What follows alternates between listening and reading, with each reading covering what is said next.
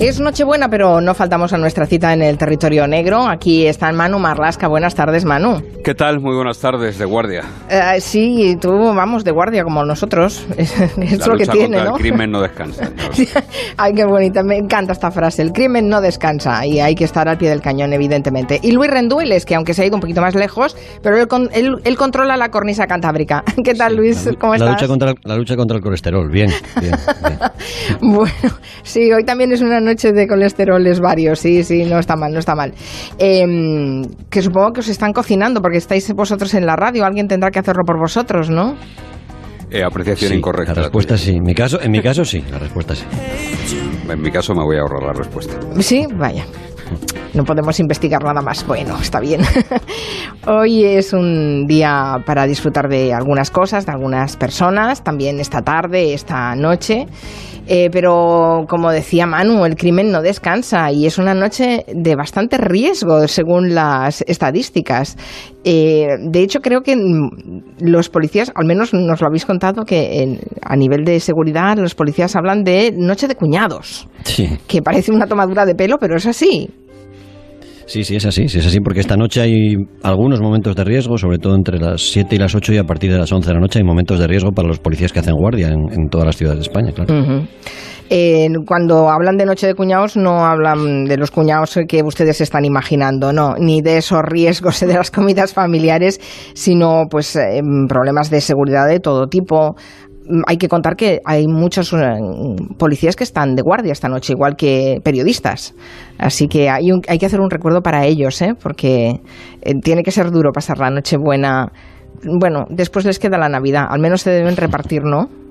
Sí, lo normal es que sí, lo normal es que salvo la gente que dobla turnos, que en algunas ocasiones es así, el que trabaja en Nochebuena no trabaja en Navidad. Lo que pasa es que hay veces, por lo que yo sé y por algunos policías y guardias con los que he hablado, que son ellos los que voluntariamente piden trabajar. Uh-huh. Y quien trabaja en Nochebuena a lo mejor no trabaja en Nochevieja. Bueno. El que suele pedir voluntario Nochebuena también pide Nochevieja.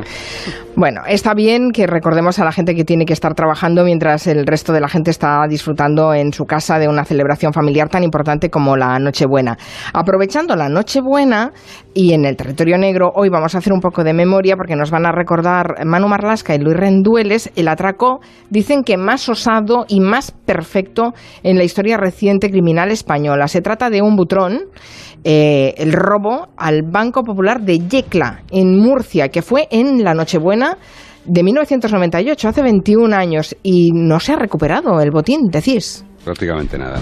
No se sabe ni cuánto fue el botín realmente. Claro, porque el butrón supongo que sacaría cajas de seguridad, cosas que no estarían ni declaradas a lo mejor. Era una época donde el dinero negro se guardaba en esas cajas de seguridad y por tanto la gente que fue víctima de ese robo prácticamente nadie denunció. Uh-huh. Supongo que podríamos poner algo de música a este territorio negro. Sugerís los villancicos a mi cuñado. A mi cuñado Fernando.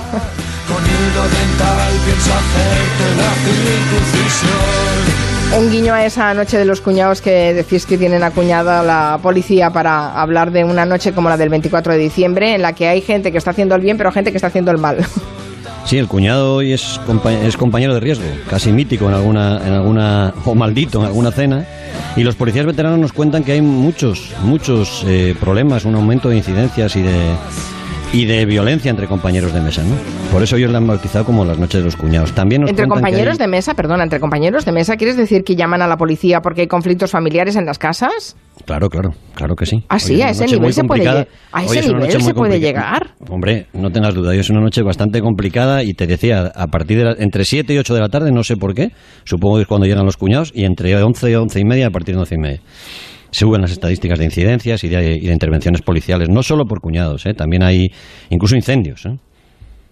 Incendios de los petardos y de estas cosas, sí. ¿No? Uh-huh. Bueno, el riesgo está a la vuelta de la esquina, mira, está clarísimo. Por ejemplo, el año pasado la Policía Municipal de Madrid nos contó que tuvieron que desalojar en plena Nochebuena un edificio ni más ni menos que de 13 plantas en el barrio de Fuencarral, después de que varios petardos que lanzaría algún imbécil hicieran arder un enorme toldo que había en el edificio, ¿no? No me digas que tiraron petardos dentro del edificio. Sí, claro. Por la ventana.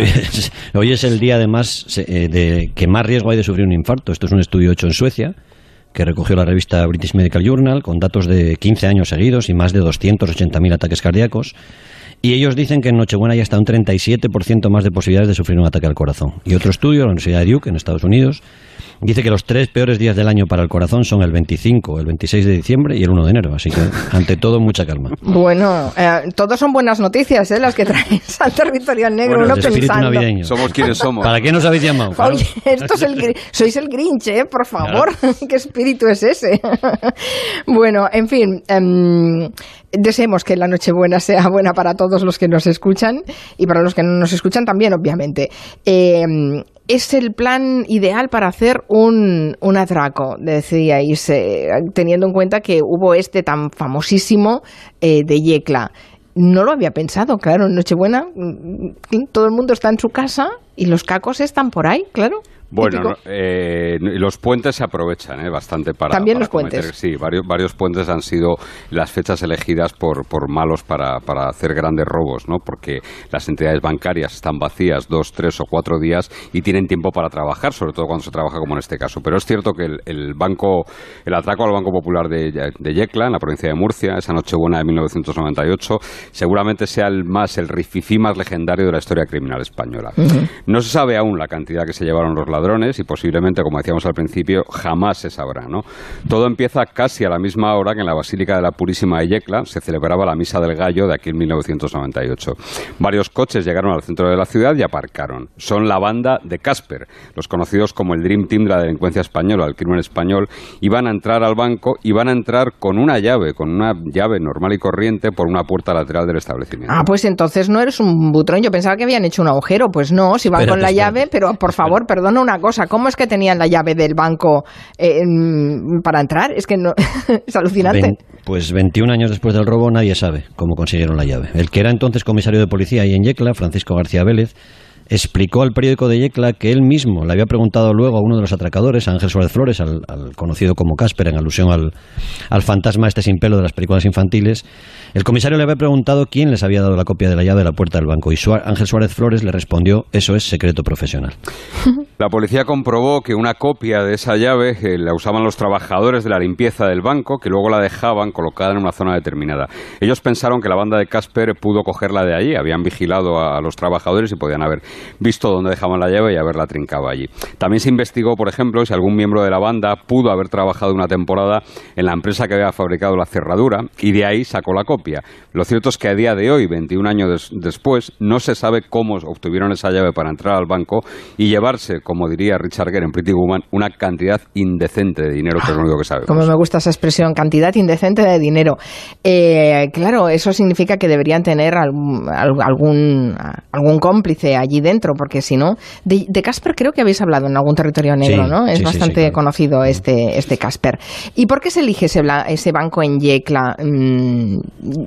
Es un banco potente, Yecla tampoco es una ciudad muy grande, y además los ladrones van directamente a las cajas de seguridad del banco. Alguna sospecha deberían tener de que ahí había un buen botín. Sí, tenían buena información. Tampoco hay una verdad segura en esto. Tenemos que fiarnos de la versión que contaría luego el jefe de la banda, Casper, a la policía. Y él dijo que la idea le surgió cuando alguien, eufórico en un prostíbulo de la provincia de Alicante, que su red más o menos tenía controlado, pues habló de más. Alguien estaba tomándose unas copas en un burdel y contó que en el Banco Popular de Yecla había un montón de dinero, un montón de joyas en las cajas de seguridad y que una parte de ese dinero era dinero opaco para Hacienda, dinero negro. La banda de Casper escucha eso, empieza a trabajar y se hace con la llave. Deciden actuar en Nochebuena, mientras la gente de Yecla está en sus casas o en la misa de gallo que te decía Manu. Y de hecho, algunos vecinos que salen de misa aquella Nochebuena recordarán luego ante la policía que vieron a varios hombres desconocidos paseando por las calles del centro, cerca del banco, alguno incluso con algún walkie-talkie.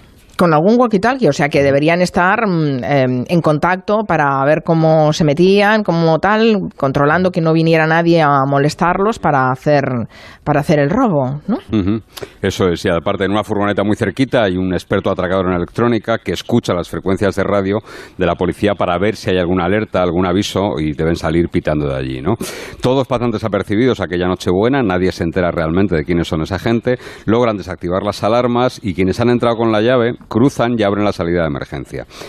Una puerta más discreta que da a la calle Juan de Orduña para que el resto de miembros de la banda entren, y los materiales también, que eran muy aparatosos, por ejemplo la taladradora que va a abrir el enorme agujero del butrón. Vale, ahí sí que hay butrón. Vale. Claro, porque para acceder a la caja acorazada del banco, a donde están las cajas de seguridad, cofres, digamos, las cajas de seguridad, sí que había que horadar, sí que había que reventar esa pared de hormigón del sótano, y entran por esa salida, por esa puerta de emergencia que te decía. Es una máquina muy cara, de 130.000 euros más o menos, que pesa casi 2.000 kilos, 2 toneladas, y que logra meter en el banco por piezas para luego montarla dentro. Bueno, eso estaba muy planificado, entonces. Compra la taladradora, desmóntala, vuélvela a montar cuando ya está dentro, hazte con la llave, en fin, bueno, me parece de una sofisticación. Estamos hablando de algo que pasó hace 21 años, y además controlando con ese atracador experto en electrónica, escuchando las frecuencias de la policía. No es una operación sencilla, es algo muy laborioso. ¿Y le salió todo redondo o hubo algún contratiempo? No, algún contratiempo hubo. La perforadora que decía Manu tiene un cabezal de diamante y necesita agua constantemente para refrescar ese cabezal y seguir trabajando. La banda conectó mangueras a los grifos de los cuartos de baño del banco y la máquina empezó a taladrar. Los expertos nos dicen que eso suena como cuando centrifuga una lavadora enorme, ¿no? Pero el butronero, el especialista de la banda de Casper, se topó con una viga maestra cuando llevaba una media hora abriendo el agujero.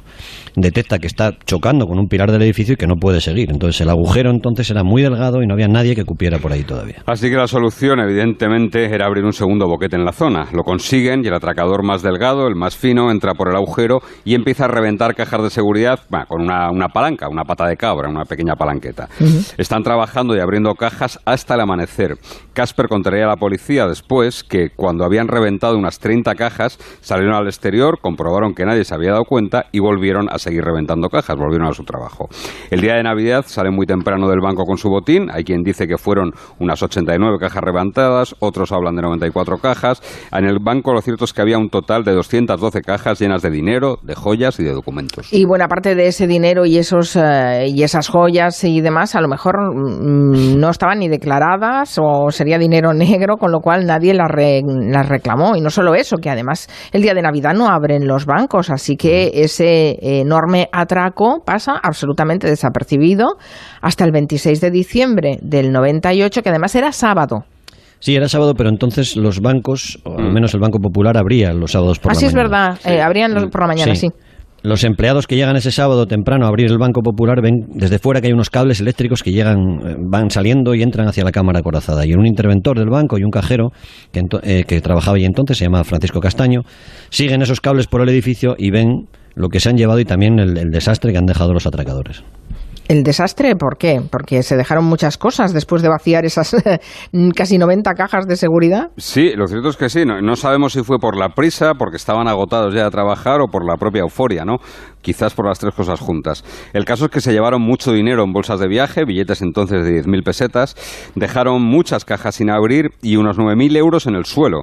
Los empleados y la policía también encontraron en el suelo mojado bastante documentación de empresas, de familias, pagares del Corte Inglés, cuberterías enteras, las joyas de la Virgen de Yecla, como la corona de la Virgen del Castillo, la patrona de Yecla, que dejaron abandonada a los ladrones. Los compañeros del diario La Verdad de Murcia, que son los que más han seguido esta historia, publicaron un estupendo reportaje mostrando esas imágenes del robo, de cómo quedó la cámara de seguridad y del botín. Y entre las prisas y esa euforia, los ladrones se dejaron también la taladradora. Había que desmontarla y llevarla por piezas. Una taladradora marca Ilti, que le habían borrado, eso sí, el número de serie, para que no fuera fácil para la policía seguirle la pista. Lo que no borraron fueron el número de las baterías. Y con ese dato la policía llega hasta Liechtenstein para preguntar quién había comprado esa taladradora. Les explicaron que se había vendido en Portugal, en Lisboa. Y cuando los agentes de policía viajaron a Lisboa ya tuvieron la respuesta, porque uno de los miembros de la banda de Casper había comprado 2 perforadoras, esa y otra más. Vale, ese es el hilo por el que empiezan a tirar, claro, y van a dar con ese grupo de delincuentes que es lo más parecido a lo que hemos visto en películas de atracos como Hit. Sí, como la banda de Robert De Niro y Val Kilmer, ¿no?, que aparecen en esa película de Michael Mann. Llevan un tren de vida altísimo. De hecho, uno de los integrantes de la banda muere en un accidente de tráfico cuando estaba empezando a disfrutar de un Ferrari recién comprado, y aquel entierro fue grabado por la policía para tener controlados a todos los miembros de la banda. ¡Oh, qué peliculero es esto! La policía infiltrada en el entierro y grabando a todos a ver si los identifican. En ese grupo, aparte de Casper, que es el que lo lidera, el jefe sin discusión, está José Manuel Candela Sapiella, conocido como el Sapo, un tipo con un cociente intelectual muy elevado, con bastante preparación porque habla varios idiomas. Casper Suárez Flores solía regalar, o esa era una de las leyendas que circulaban por Madrid, solía regalar orquídeas a las mujeres que le gustaban. De forma que la policía bautizó así la operación para esclarecer ese robo al Banco Popular de Yecla, lo llamaron Operación Orquídea. En junio del año 99, unos 6 meses después del robo, tenían casi todo preparado para detener a la banda. Pero entonces, mientras están escuchando algunos teléfonos que estaban pinchados, escuchan a este Casper hablar por teléfono y pedir ayuda para un amigo que acaba, dice, de recibir un disparo. ¿Alguien de la banda? Sí, sí. Eso es.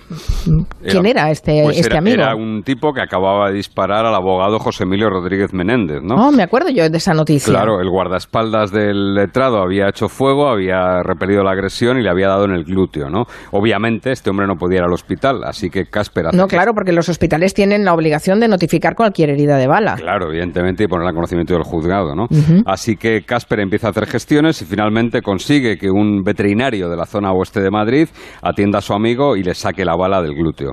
Este suceso hace que la policía tenga que precipitar la operación, tenga que reventar la operación y detenga a los miembros de la banda. Casper fue procesado por encubrimiento en el caso de Rodríguez Menéndez y fue absuelto en el juicio, ¿no? Ese fue un intento de matar al abogado por parte de su joven esposa, de Laura, y de un amante a la que ella ofreció literalmente 50 millones de pesetas, un reloj Cartier y un polvo. Recuerdo esa noticia porque además en esa época Rodríguez Menéndez era un abogado muy polémico que participaba de muchos casos y muy mediático. Sí. Y solo faltaba eso, que su esposa joven y guapa pretendiera cargárselo. Bueno, entonces, con toda esa serie de hilos, a veces las casualidades son impresionantes y sirven a la policía para poder hacer su trabajo. Se detiene entonces a los integrantes de esa banda que cometió el atraco al banco en Yecla esa Nochebuena, pero no se recupera el dinero, ¿no? No se sabe cuánto dinero se llevaron aquella Nochebuena. La cantidad denunciada oficialmente por las víctimas del robo en aquellas cajas de seguridad fue de unos 3,6 millones de euros. La Policía Nacional, estudiando las inversiones, las compras, los gastos, el tren de vida de la banda de Casper durante el año siguiente, durante 1999, cifró el montante de lo que se llevaron entre 12 y 18 millones de euros. Otras personas hablaban de hasta 30 millones de euros. Se dice que se recuperó el 60% de lo robado, nunca se sabrá. Hubo episodios muy sorprendentes en esta historia. Una de las cajas de seguridad que vaciaron los ladrones de Casper tenía solo una caja de zapatos vacía cuando llegó la policía. El dueño de esa caja de zapatos vacía no quiso decir qué se habían llevado de allí y no quiso denunciar el robo. Casper contaría después que en otra de esas cajas de seguridad, ellos encontraron, en la caja de seguridad del banco, ellos encontraron 2 kilos de cocaína que luego vendieron por España y sacaron una buena rentabilidad. Es imposible saber lo que había allí de dinero y de todas otras cosas. Los clientes del banco, en aquellos años, como te explicaba Manu, se quedaban a solas en la cámara acorazada con la llave de su caja y nadie sabía lo que metían ahí dentro. ¿Y ahora todavía se pueden poner cosas en las cajas de seguridad de los bancos con total confidencialidad o hay alguna obligación de notificar algo? ¿O sigue siendo igual de secretismo? No. Siempre ha habido obligación.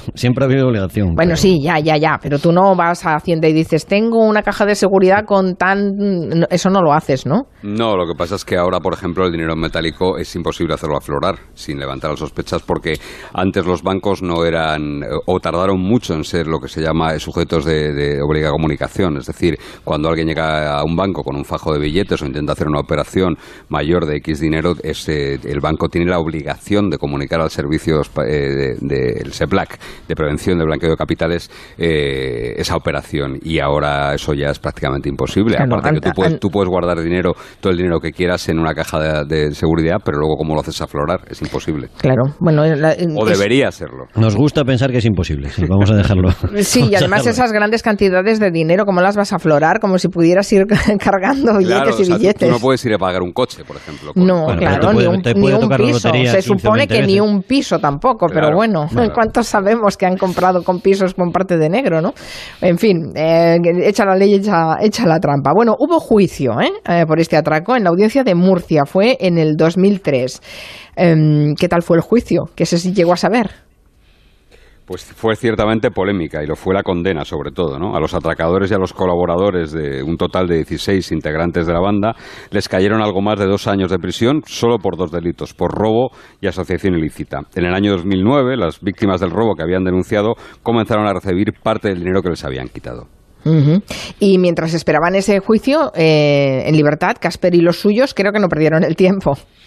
No, vivían en Madrid y su lugarteniente, Candela, coincide en un gimnasio, o eso parece, porque las coincidencias con esta gente a veces son bastante sospechosas.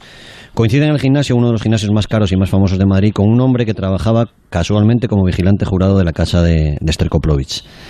Candela se acerca a él y nota que le gusta una monitora de aeróbic a la que él conoce. Digamos que Candela convence a la monitora de aeróbic para seducir al vigilante, se llamaba Luis Miguel del Mazo. La monitora acepta y el hombre comienza a disfrutar de sexo, de motocicletas y de viajes a Ibiza. Y el 9 de agosto de 2001, este vigilante, digamos, más o menos animado, abre la puerta y deja pasar a la banda de Casper, que roba 17 cuadros de la casa de Madrid de Esther Koplovich.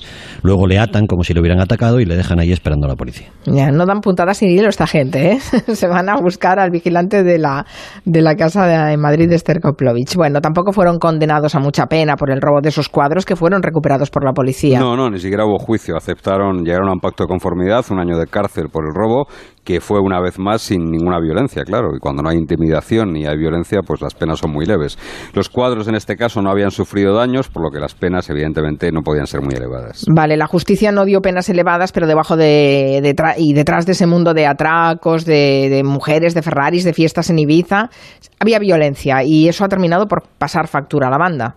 Sí, mucha. En el año 2009, un miembro del Dream Team, Juan Miguel Ortega, a quien llamaban Robocop, y de quien decían que era un extraordinario butronero, un especialista, había decidido, según algunos, retirarse de ese mundo y, según otros, dejar a la banda y trabajar para otros que pagaban mejor.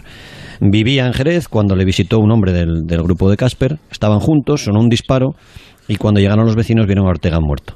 Su acompañante dijo que se había suicidado. Este hombre desapareció, la policía lo estuvo buscando, lo detuvo en 2015, 6 años después, fue juzgado y fue absuelto el verano pasado. El jurado consideró probado que durante la visita de este viejo amigo fue Ortega el que sacó una pistola y se suicidó sin que él pudiera evitarlo. Tiempo atrás, en el año 2011, Ángel Suárez, Casper y los suyos se habían pasado a otro negocio pues mucho más lucrativo y mucho más violento, ¿no? Los vuelcos, es decir, robar droga y dinero a traficantes de droga. Es algo que ahora es bastante habitual, pero ellos fueron unos precursores, como siempre, unos pioneros, y a veces se disfrazaban de guardias civiles o de policías para requisar la droga de manera más impune, ¿no? Así lo hicieron para asaltar y torturar, por ejemplo, a un empleado del puerto de Algeciras para que les dijera dónde estaba un contenedor con droga, porque estaba ese empleado del puerto sabía dónde estaba marcado, podía marcar ese contenedor, y durante el juicio Casper insistió en que él nunca había cometido delitos violentos, pero el tribunal no le creyó. Hoy está cumpliendo una larguísima condena de 89 años de cárcel y su banda ha quedado prácticamente ya disuelta, absolutamente deshecha, ¿no? Algunos policías sí que, y alguno de ellos jubilado, concretamente el que lo detuvo, el jefe de la sección que lo detuvo después de aquel atraco de Yecla, no olvida, y en una fecha como hoy seguramente se estará acordando, aquello que dijo Casper sobre el atraco en Yecla. Les dijo: reventábamos, metíamos la palanca en las cajas y al abrirlas llovían billetes del cielo. Eso sí que fue una noche buena y no la que pasan ustedes. Tremenda historia que hemos recordado. Hace 21 años de ese robo en Yecla y todavía no se sabe muy bien qué cantidad fue robada, ni mucha gente ha confesado que les robaron a ellos. Eso también tiene su interés. Me he quedado un poco inquieta con esos datos que nos habéis comentado al principio de todos los riesgos que asumimos en una noche buena como esta, entre ellas lo de mayores ataques al corazón y incidentes domésticos. Moderación, bueno. Siempre moderación y ya está. Bueno, en fin, gracias, que paséis una feliz Navidad y nos volvemos a reencontrar en el Muy territorio bien. negro ya, iba a decir el año que viene, no, pero casi, será el día de Nochevieja. Muy bien, Luis Rendueles, Manu Marlasca, pasadlo muy bien. Hasta luego. Feliz Navidad. When you take a sip of an ice-cold Coke Zero Sugar, you know you're getting real Coca-Cola taste you love. And with Zero Sugar, it's so delicious you can almost taste it with your ears. Hear those bubbles? Imagine them tingling on your tongue. Fizzy deliciousness. Listen to that cascading liquid. It's unmistakably tasty. All with Zero Sugar. Crisp, refreshing, and ice cold. Ah, Coke Zero Sugar. Real Coca-Cola taste. Zero Sugar.